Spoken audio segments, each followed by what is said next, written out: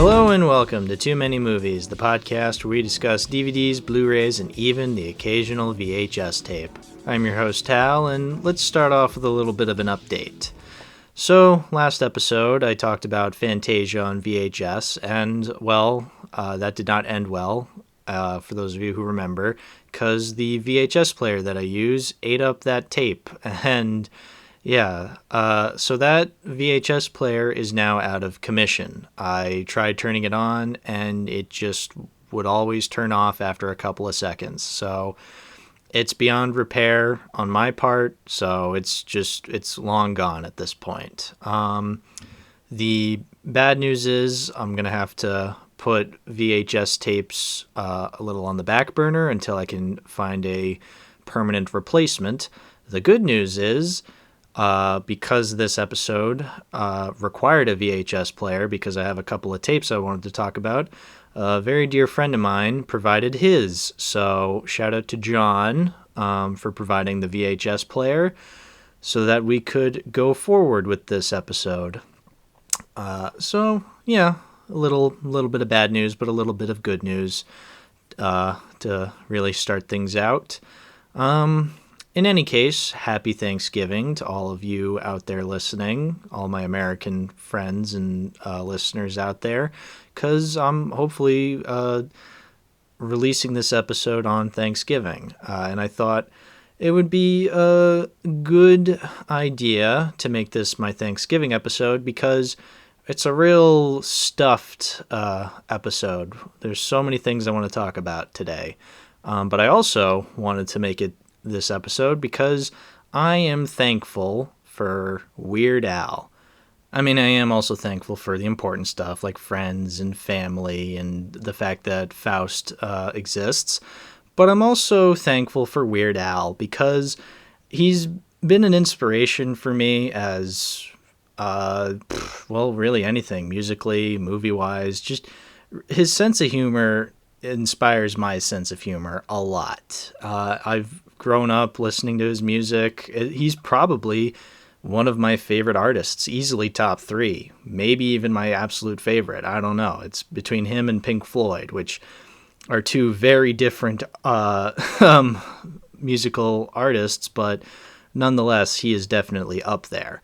So I thought it'd be a good idea to talk about a couple of Weird Al things today, seeing as how I have about 3 different Weird Al things on home media and a 4th Weird Al thing that recently came out that I watched. So that's what it's going to be today. It's going to be a Weird Al-centered episode. So let's start things off with the first Weird Al thing I wanted to talk about, this VHS tape called Alapalooza. So for all you youngins out there, back in the day, if you wanted to watch a music video, those old people didn't have the internet yet, so they had to stick to either VHS tapes or this ancient monstrosity known as MTV. I don't know, I've heard it's mostly about teen pregnancy now. In any case, like artists would just put a bunch of their music videos on VHS tapes, I guess.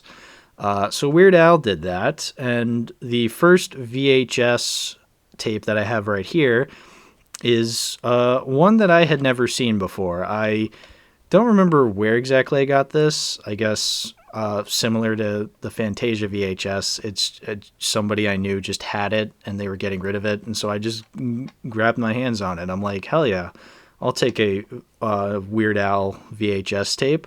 So the songs on here are Weird Al's song on Jurassic Park, which is the music video is of a claymation recreation of Jurassic Park, but with Weird Al, just with all these dinosaurs that are in claymation. It's a very funny and creative music video, I must say.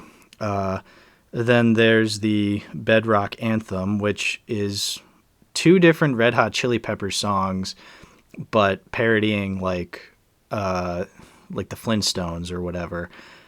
It was fine. I mean, I'm sure it would make a lot more sense to me if I had grown up with the Red Hot Chili Peppers music videos, but I didn't. So And then the other thing on here is a music video for the song UHF, which is featured in the movie UHF, which I'll actually be talking about later on.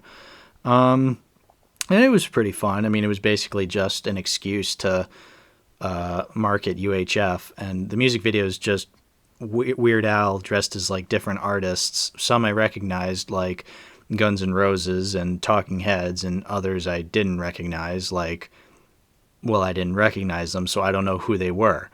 And then, yeah, it's just basically that and a bunch of scenes from the movie. And it's like, well, I imagine just watching this music video with no context to any of the scenes from the movie. It's like, I mean, I have the context because I've seen the movie more times than I've seen the sun, but that's besides the point.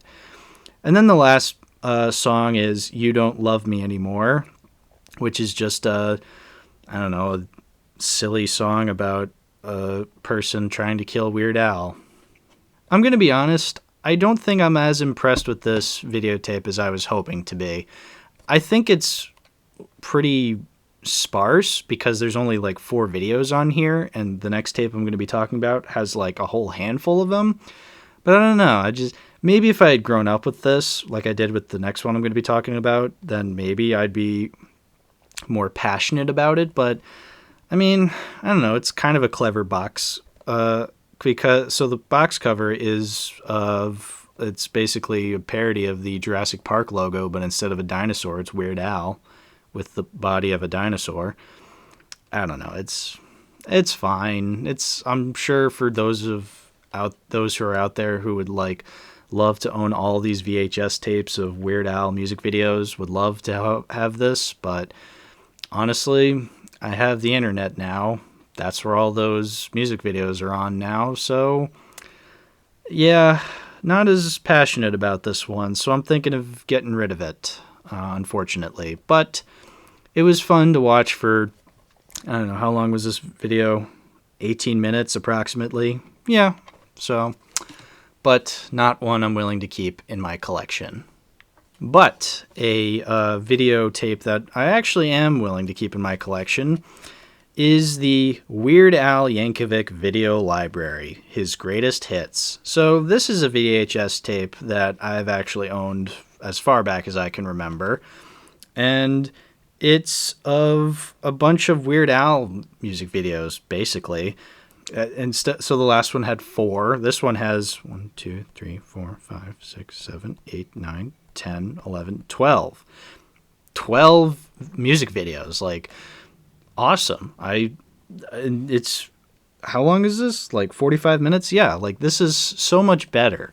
Maybe it is a bit of nostalgia that is kind of helping me to see this in rose-tinted glasses and kind of appreciate it more, but I don't care. Like, I love these videos. Like, these are the videos that introduced me to Weird Al as a person, as a concept, as a musician. Like, I had no idea who Weird Al was before I watched these music videos, before I watched this tape. So this tape means a lot to me. So the videos, I'll go in order, starts off with Fat, a parody of Michael Jackson's Bad.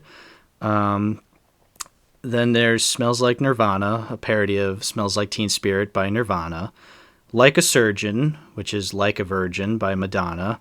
Eat It, which is a wholly original song by Weird Al, who then got it parodied by Michael Jackson when he made the song Beat It. Then Living with a Hernia is Living in America by James Brown. Dare to Be Stupid, which is another wholly original song, actually. I think it's supposed to be like a generalized parody of the band Devo, but it's just supposed to be like an original Weird Al song. And apparently it's on the Transformers the movie soundtrack from 1986, which I don't know. I've never seen Transformers the movie, so maybe it makes more sense in that regard, but that just seems weird to me. And then This Is the Life, another original song, which is, I think, on the soundtrack for a movie called Johnny Dangerously, if I'm correct. I can't really remember. That's another movie I haven't seen. I really want to because it has Michael Keaton in it, and Michael Keaton has never, ever been in a bad movie ever. He was in Morbius. So my point still stands. Then there's I Lost on Jeopardy, which I'm told is a parody, and I don't know what the original is. I think it's I'm Lost in Jeopardy. I'm not as familiar with that original song. I Love Rocky Road, which is a parody of I Love Rock and Roll, obviously. Christmas at Ground Zero, which is just a generalized Christmas jingle that is actually very catchy. Ricky, which is a parody of Mickey by, I forget the woman's name, but I don't care. I like this song anyway more. And then One More Minute, another original song by Weird Al, which is actually very similar to the last song on the previous tape, because the previous tape was like, it ends with You Don't Love Me Anymore, and that's about like a guy just breaking up with this sadistic weirdo who keeps trying to kill him. And then here, One More Minute, it's basically from Weird Al's perspective, where he's like, hey, I don't love you anymore. I'd rather do such and such than spend one more minute with you. I always thought that was kind of a downer of a song to end on, because, like, it just, it's like, this is a really funny video, and then, like, the last song is just kind of depressing, because he's just like, I don't love you anymore. I would rather eat broken shards of glass than spend one more minute with you. I'd rather clean all the toilets in Grand Central Station with my tongue than spend one more minute with you. It's like, I get, like, that's where the jokes are, but, like, I still found it kind of depressing, honestly. But, I mean, whatever. Like, it's still funny, the older I got. So, yeah, I really have nothing much to say about this tape other than I really love it. It was my introduction to Weird Al. I'm extremely nostalgic for it. It's from the same company as the other tapes, Scotty Bros, but honestly, I'm okay with keeping this one over the other one. So, the Weird Al Yankovic video library, his greatest hits, yeah, this is totally staying in my collection. Which, actually, if we're technically speaking, this is the first VHS tape that I'm actually keeping in my collection, seeing as how To Have and Have Not I got rid of, and Fantasia I had to get rid of. So, great news. We finally found one, folks, after 26 episodes. This is the first VHS tape that I'm keeping for realsies this time. Alright, that's enough talk of the music video VHS tapes. Let's move on to a real movie. UHF. So, this is a movie from 1989. It is Weird Al's introduction to the world of cinema, where he decided to make a movie. And honestly, I'm glad he did, because this is, without a doubt, one of the greatest comedies I have ever seen with my own two eyes. Now, is that possibly because I'm such a mega nerd for Weird Al? Yes. But I also think it's honestly really funny. Like, when I think of my favorite comedies, and as I've talked about on this show, like, my favorite comedies are those where, like, yeah, the jokes are definitely at the forefront and the story and characters aren't, but those jokes are so goddamn memorable that honestly, it doesn't matter if the characters and story aren't that great. What really matters are the gags, the stuff that makes me laugh. And even though this is like the millionth time I've seen this movie, I still laugh really hard at a lot of these scenes. Spatula City, Conan the Librarian, Gandhi 2, Town Talk, lesbian Nazi hookers get abducted by UFOs, celebrity mud wrestling, Bowling for Burgers, Wheel of Fish, Raoul's Wild Kingdom, Stanley Spadowski's Clubhouse. Just like so many parodies and gags for the channel are just so memorable. Spatula City. Let's talk about Spatula City and just how hilarious that is. It's one of the funniest scenes in the whole movie. Like, even down to just the way that the actors deliver their lines. Actors, by the way, who are not Weird Al. So just like random actors. And they're able to really capture the zaniness and wackiness of Weird Al as a person perfectly. I always remember, like, the scene of the dad walking in after the wife's like, honey, where's our spatula? And he just face palms himself so hilariously. Like, I can't do it justice describing it. Like, it has to be seen to be believed. And not just the parody commercials and the different TV shows that they show on the channel. Like, other aspects of this movie are just so memorable. There's the Money for Nothing Beverly Hillbillies parody that comes out of nowhere, but it's just so funny. So obviously, Weird Al being Weird Al, I guess they had to put a parody song in the movie. So he decided to parody Money for Nothing by Dire Straits, but he made it about the Beverly Hillbillies. And it just comes out of nowhere because it's literally just Weird Al watching TV. He sees Beverly Hillbillies comes on, and then he just falls asleep and dreams a dream that's exactly like the music video for Money for Nothing. But again, it's made to be oriented towards Beverly Hillbillies.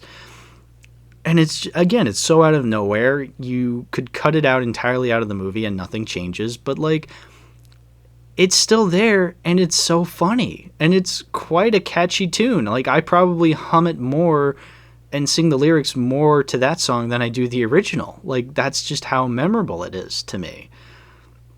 But even not just that, like, I gotta say, Kevin McCarthy, who is a famous actor, most famous for starring in Invasion of the Body Snatchers, and Michael Richards, who we all know as Kramer and The Laugh Factory, they're just knocking it out of the park. So for a movie where Weird Al is the main character, he's not even the best character in the movie. Like I said, like Stanley Spadowski and R.J. Fletcher, like, they knock it out of the park every scene they're in. Like, Michael Richards, we know as Kramer, is just this crazy, insane dude, but, like, he really amps it up to 11 in this movie. It's insane the amount of energy he's bringing to this role. And just the way he talks in this movie is so funny. One of my favorite line deliveries is when, like, he's just like, oh, for 15 years I worked for this company and they just throw me out like a bag of moldy tangerines. It's just like, who says that? Like, unironically, apparently this guy does. And then there's the scene where he's, like, getting his mop taken away. There's the scene where he takes the kid and shoots him with a fire hose and the kid just goes flying. It's like, these are unbelievably funny scenes, and it's delivered beautifully by the actors and just their unbelievable talent in just sticking to it and just making it so goofy. R.J. Fletcher is the main villain, so he's played by Kevin McCarthy, and you'd think because he's like the bumbling straight man, like, oh, but no, he's pretty goofy, like, unbelievably so. Like, a lot of his performance reminds me of Ted Knight as the main villain in Caddyshack, Judge Smales, because that's a movie where, like, you know, in any other movie, that villain character would be like so prim and proper, you know, to kind of be the opposite of the main characters who are a bunch of goofballs. But no, like, he's even more of a goofball sometimes. And that's what makes it funny. Just his delivery on a lot of lines just kill me every time.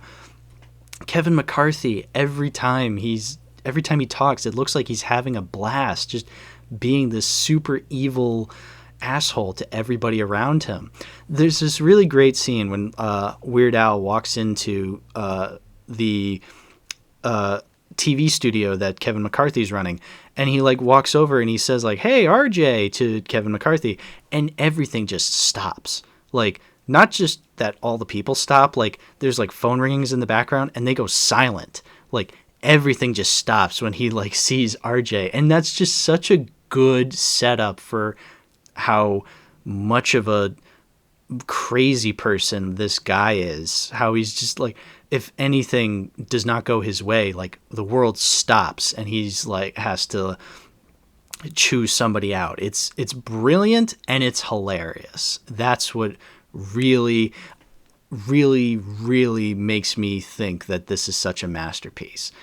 It astounds me that this movie wasn't received well when it first came out. So when it first came out back in 1989, it was not a huge hit. And it wasn't a huge hit financially. And looking back, that kind of makes sense. It came out in the summer of 1989. And there was like a bazillion other things you could have gone to see in 1989. The Little Mermaid, Batman, Indiana Jones and the Last Crusade, Dead Poets Society.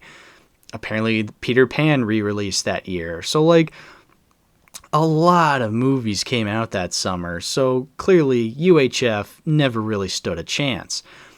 But it's weird because apparently it got panned by critics too. So people doubly didn't see it because anybody who probably would have been interested just didn't, probably because the critics were just like calling it one of the dumbest comedies ever. And it's like, why? Like, what exactly is wrong with this movie outside of it not being able to be taken seriously? Okay, like, good. Like, I mean, granted, like, I'm sure this movie had fans back in the day. I mean, come on, like, it's Weird Al freaking Yankovic, and it's UHF. I mean, people had to have seen it and loved it. I mean, apparently it got its cult following from like video home video release, which is good, because if it didn't become the cult favorite that it is today, like that would have been so tragic, because this movie is so funny, and seeing it in such nice quality on this Shout Factory DVD that I have of it, it makes me happy. Like that's basically it. I'm just so happy that this movie is more respected now than it ever was, because it's such a funny movie, and it has so many great jokes and so many great gags, and it's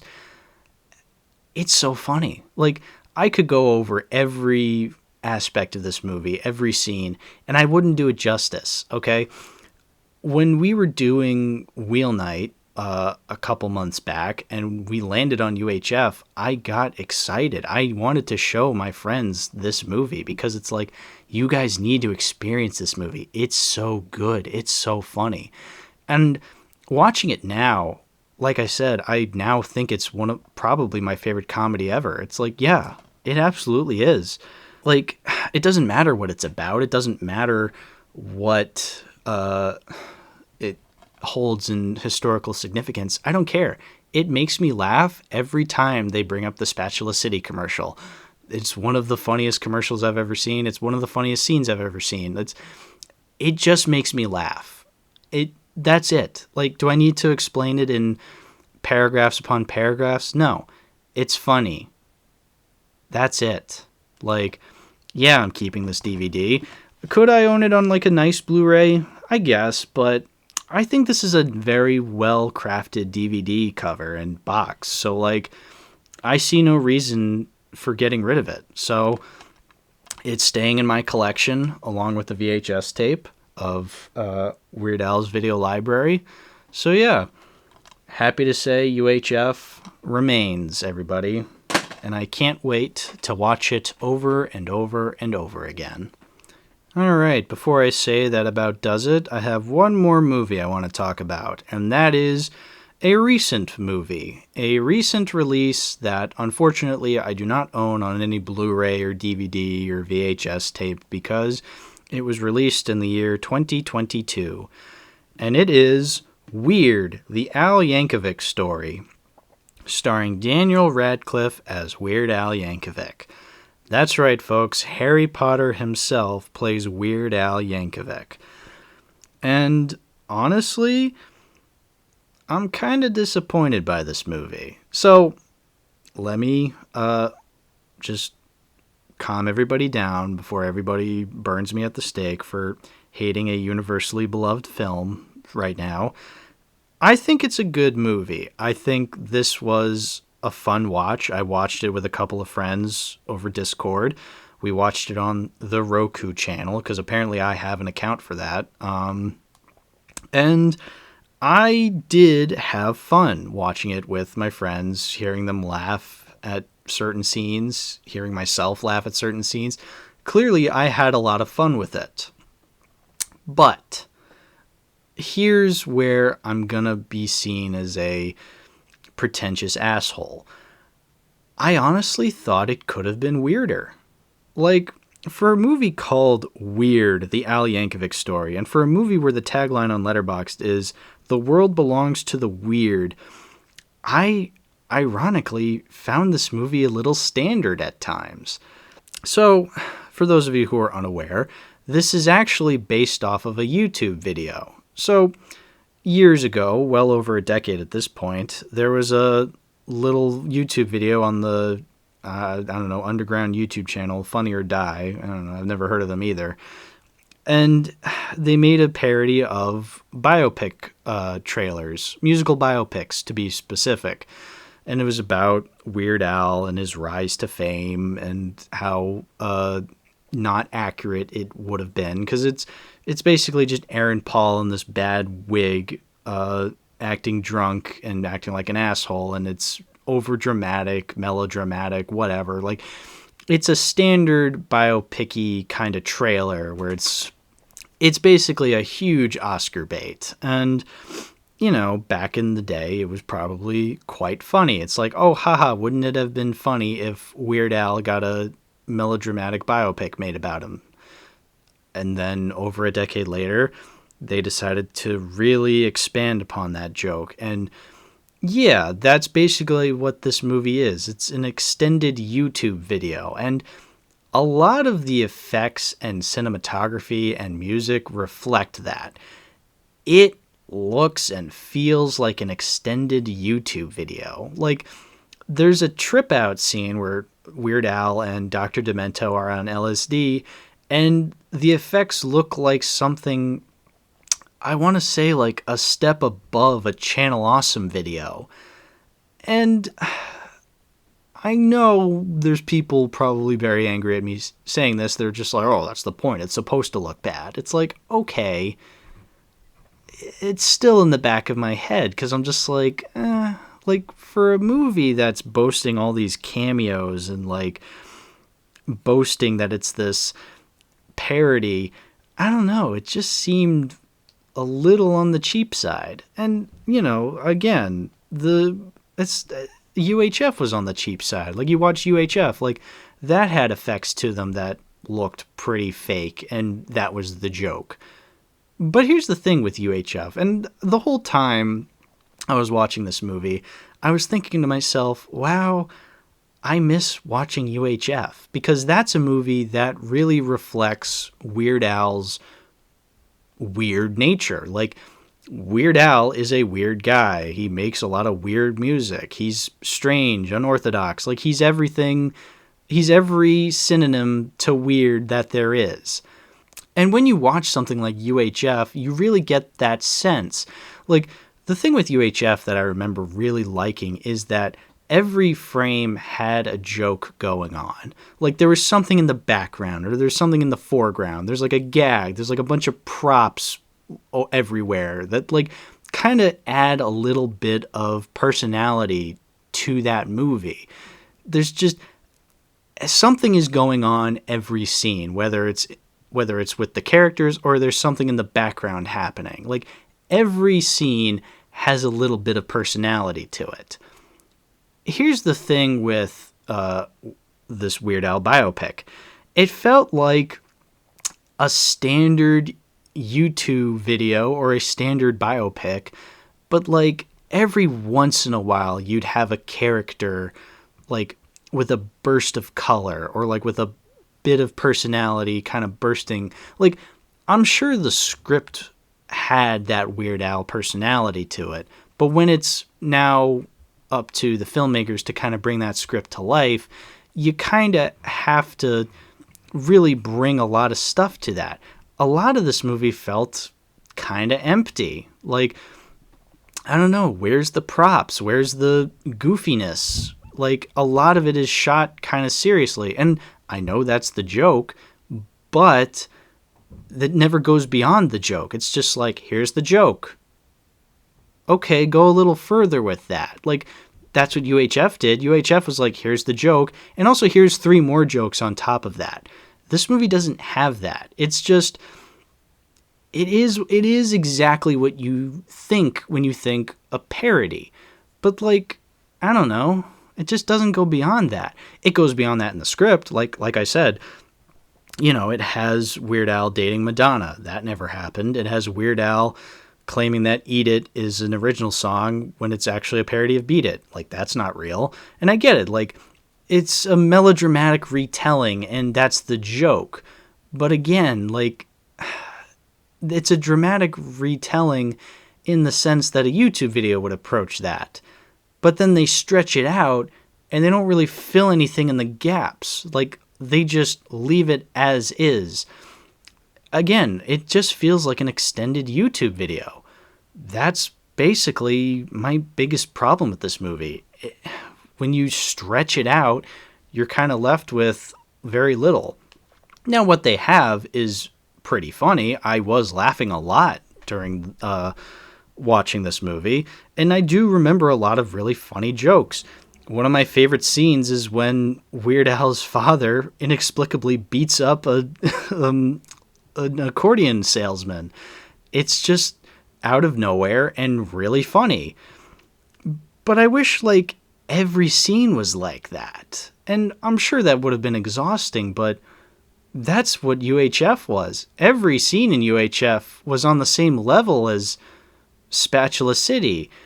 Now, they were able to stand out still. Like, Spatula City is still able to stand out, but it's like if you took Bohemian Rhapsody, put Spatula City within Bohemian Rhapsody, and that's the Weird Al biopic. Like, yeah, you're saying at some points, oh, this is supposed to be stupid, but I don't know. It's like, I was kind of expecting a little bit more. Like, yeah, you're not Bohemian Rhapsody. You're not Elvis 2022. You're not any of these other musical biopics. But just because you say you're not, you're saying like, oh, aren't musical biopics stupid? It's like, yeah, but I don't know. Go beyond that. Like, we as the audience know that musical biopics are stupid. I don't want to be validated for not liking musical biopics. I want a different experience from the musical biopic. Like, I already know I don't like musical biopics. I don't need to be told that. I can just, like, give me something else to experience. I know I'm really harping on this movie, and I don't want to because it's a Roku channel original. Like, was I really expecting something from, I don't know, a streaming service on the same level as Tubi? Like Tubi makes original stuff. Like, the Tubi originals, oh, good lord, those are so terrible. So, I guess, in all honesty, this is much better than something like Hellblazers. So, yeah, I really do like it. I appreciate what it's trying to be more so than I actually like the final product. That's the thing. I love Weird Al. I love hating on musical biopics. I just wish this was a little better. I wish it was a little funnier. I wish it was weirder. Like, I really didn't think I was gonna be this disappointed to the fact that I was wishing for the Weird Al movie to be weirder. It's like, it's unfortunate, but I will say the good news is I was looking through the reviews for this movie on Letterboxd, and a lot of people seem to really like it, and that's good. I'm glad that most people seem to be liking it. You know, it kind of gives Weird Al more publicity, and that's always a good thing. But I was also looking through the reviews, and I saw that people were kind of comparing this to another musical biopic mockumentary called Walk Hard. So I'm going to have to check that out. But in terms of mockumentaries, when it comes to artists, musical artists specifically, honestly, I would recommend This Is Spinal Tap more so than this movie. And that's a shame because I like Weird Al more than I like Spinal Tap. I'm not as into Spinal Tap, but Honestly, that's a much funnier movie. It just is. Just watch This Is Spinal Tap. I might make an episode on that someday, because I think I own it on DVD. I can't remember. But in any case, weird, the Al Yankovic story. If it ever comes to Blu-ray, which I highly doubt it will, if it's a Roku original, I don't think they're going to put it on Blu-ray. But even if they did, I probably would not own this, just because I just was not impressed with it. I wasn't as impressed with it as I thought I would be. And when it comes to a celebration of Weird Al's music and weirdity, if you want to call it that, I'd rather rewatch any and all of his music videos. I'd rather listen to his music. I'd rather rewatch UHF over and over again, because those are things I get enjoyment out of. And this, I'm just like, yeah, it's funny, it's good. I guess I would watch it again, just not out of my own volition. Again, I just wish it was weirder. I really, really do. I think if it was a lot weirder, I'd be singing its praises a lot more. I would be with other people who say this is one of the funniest movies they've ever seen. Honestly, I wish I was with those people, but I'd rather be honest with myself and say that, yeah, it's good. I would highly recommend it. I'm just not as impressed with it. And honestly, I would recommend UHF before you see this movie. Watch UHF and then watch this movie. That's what I would recommend. Okay, I think I'm going to call it a night there. I think I've pretty much Weird Al'd myself out. If that's even a term. It's not, but I just made it up on the spot. In all honesty, I did have fun watching these Weird Al stuff. I am excited to keep listening to his music. I'm excited to own UHF for years to come. I still respect Weird Al. He's still absolutely one of my favorite musical artists of all time. And I really hope I can get some listeners out there to start getting into his stuff, whether watching his movies or listening to his music. I highly recommend it all. Even his show that he did in the late 90s, I actually started watching some of that, and it's pretty funny. Like, even when Weird Al stuff isn't really flawless, in my opinion, there's still something to appreciate with him. He's a funny guy. He makes funny stuff. I highly, highly, highly, highly recommend watching, listening, doing whatever. Just consume anything that involves Weird Al. Except for Rob Zombie's Halloween 2. That is the one thing that has Weird Al in it that I would recommend you not check out, because Rob Zombie's Halloween 2 is one of the worst movies I've ever seen. I would sooner watch Weird, the Al Yankovic story 100 times before I ever see Rob Zombie's Halloween 2 ever again. So make of that what you will. In any case, thank you all for watching, and thank you all for listening. And yeah, if you want to know where you can get your spatulas, go to Spatula City. I hear they make great Christmas gifts. And hey, Christmas is right around the corner, so go buy those spatulas at Spatula City. This podcast brought to you by Spatula City. Spatula City, they make spatulas. And that's all. Okay, bye-bye.